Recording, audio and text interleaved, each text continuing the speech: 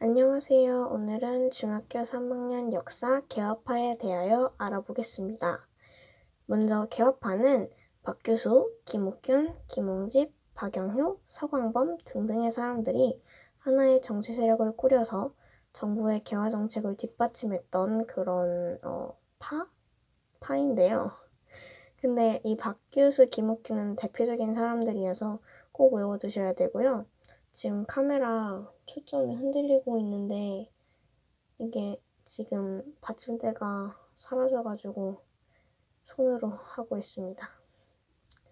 어쨌든 그래서 이 사람들이 어떤 주장을 하느냐면은 이제 막 아니 우리가 무슨 고지식한 사람들도 아니고 꽁꽁 닫혀있던 마음을 열어서 외국과 교류를 한번 해보자 이렇게 말했던 사람들이에요. 그리고 이제 강화도 조약 이후에 문호가 개방되었잖아요.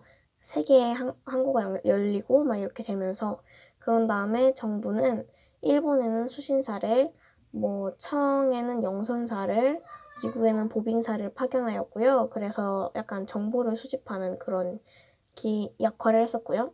그리고 통리기무아문이라고 여러 개화 정책을 총괄하는 기구를 설치했어요. 그리고 별기군이라는 신식 군대를 양성했어요. 반대로 막 문호를 개방을 했으니까는 이제 교류를 많이 하자 이렇게 주장했던 개업파나 정부와는 달리 약간 자신의 우리만의 성리학을 지키고 서양은 무슨 서양 흥선대원군이 하는 말 못 들었냐 이러면서 약간 조선에 남아있던 어떤 사상을 지키려고 했던 사람들도 있었어요. 대부분 양반 유생이었고요.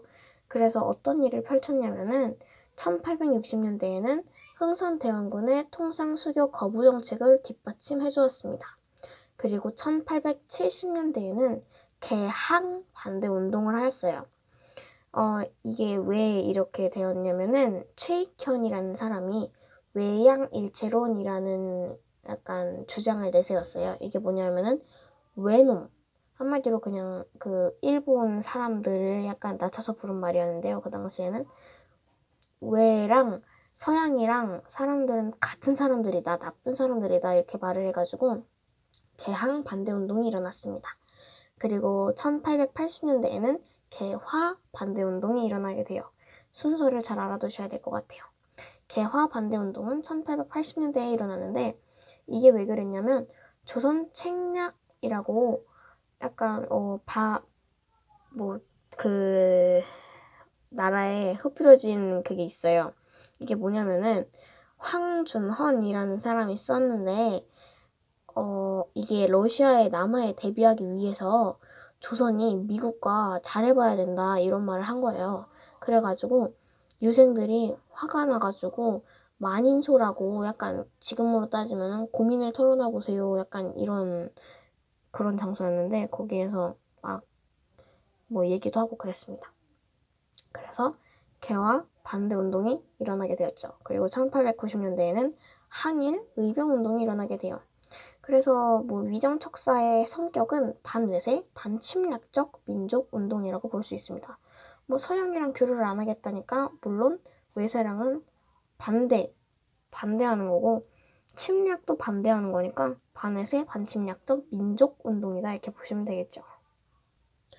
자, 그리고 1882년에는 이모군란이라는 게 일어났는데 이것은 이모년에 군인들이 난을 일으켰다 이거를 약간 한자어로 해서 이모군란이 이렇게 되는데요.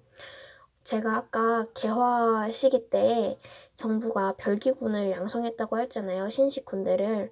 근데 원래 있던 구식군인은 없어지지 않고 그냥 계속 있었는데 자꾸 원래도 잘 주지 않던 월급이나 이런 걸 쌀을 신식 군인이 오니까 별기군이 오니까는 더 급료도 제대로 안 주고 막 심지어 모래랑 쌀이랑 섞어서 주는데 그럼 얼마나 화가 나겠어요. 그래가지고 구식군인이 폭동을 일으킵니다. 그리고 이 폭동을 일으켰을 때 개항 당시에 약간 지위가 신분이 낮았던 사람들도 합세를 해요. 너네만 못 사는 거 아니야. 우리도 못 받고 있어. 우리도 같이 해줄게 해가지고 같이 난을 일으킵니다. 그래서 정부의 고관 그리고 일본인 교관을 살해하게 되고요. 일본 공사관을 습격합니다. 그래가지고 흥선대원군이 다시 정권을 장악하게 돼요. 흥선대원군은 당시에 약간 서양과 교류를 끊겠다 했었는데 개화 시기가 되니까, 그리고 나이가 들었으니까 슬슬 이제 약화됐단 말이에요. 근데 이무곤란을 통해서 다시 정권을 장악하게 되었고, 그리고 정부는 당연히 추진 중이던 개화 정책을 중단할 수밖에 없었습니다. 그래서 청이 민씨 세력의 도움 요청을 듣고서 군대를 보내서 흥선대원군을 납치하고 이 이무곤란을 진압함으로써 민씨 세력이 다시 정권을 장악하게 됩니다. 그리고 나중에 청이 중재를 해줬잖아요. 그래서 청은 조선의 내정이랑 외교 문제에 깊이 더 관여하게 됩니다. 그래서 내정 간섭이 심화됐고요. 이거 좀 중요합니다. 그리고 일본은 공사관 습격을 구실로 제물포 조약이라는 걸 맺게 됩니다. 조선이랑. 그래서 엄청난 배상금을 물어야 했습니다. 누가? 물론 조선이. 여기서 되게 중요한 거는 내정 간섭 심화랑 제물포 조약이 좀 많이 중요해요. 잘 알아두세요. 오늘은 여기까지 하도록 하겠습니다. 다음 시간에는 국어로 다시 찾아뵐게요. 안녕.